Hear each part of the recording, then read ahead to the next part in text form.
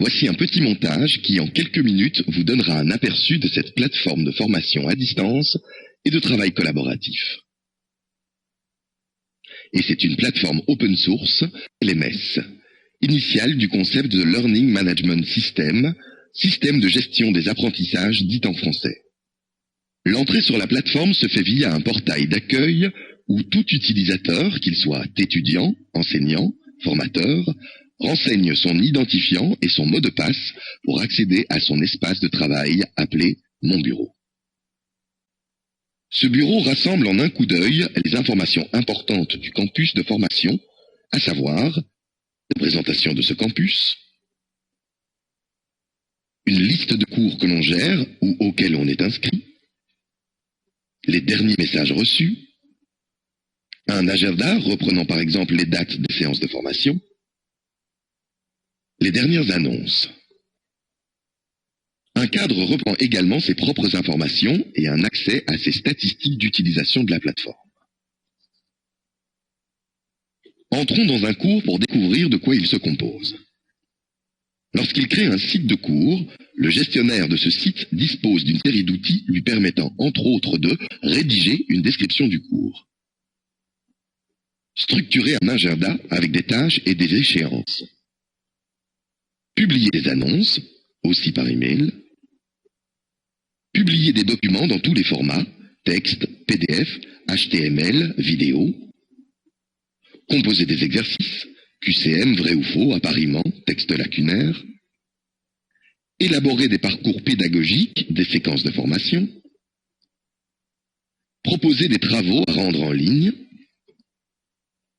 administrer des forums de discussion publics ou privés, créer des groupes de participants, créer une liste d'utilisateurs en inscrivant par exemple des étudiants, des stagiaires, utiliser le wiki pour rédiger des documents collaboratifs.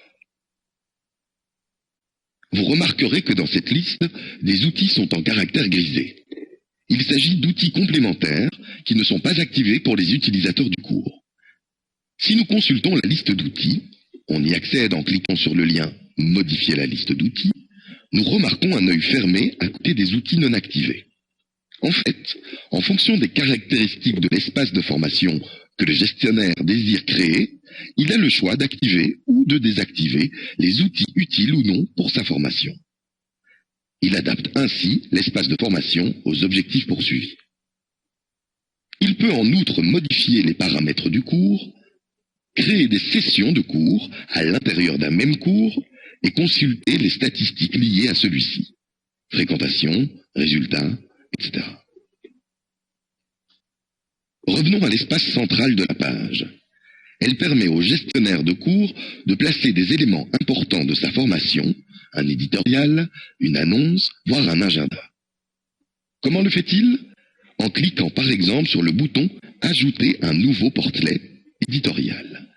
Il va activer un outil lui permettant de gérer l'éditorial. En cliquant sur le lien « Gérer », le gestionnaire du site va ouvrir l'éditeur de texte de Claroline.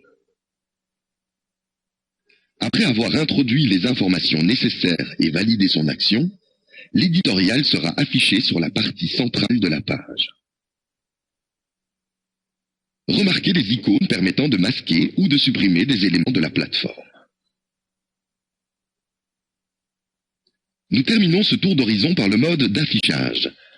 Un gestionnaire qui a commencé à construire son espace de formation peut se rendre compte de ce que verra un utilisateur inscrit à son espace de cours en cliquant sur le mode étudiant. Voilà qui est fait. Remarquez que ce qui a été masqué, les outils par exemple, n'apparaîtra pas aux utilisateurs. Il en aurait été de même si nous avions masqué l'éditorial en utilisant l'icône œil fermé. En revenant au mode d'affichage gestionnaire, nous constatons bien que l'œil est ouvert. Envie de vous lancer seul dans l'aventure? Une plateforme démo vous attend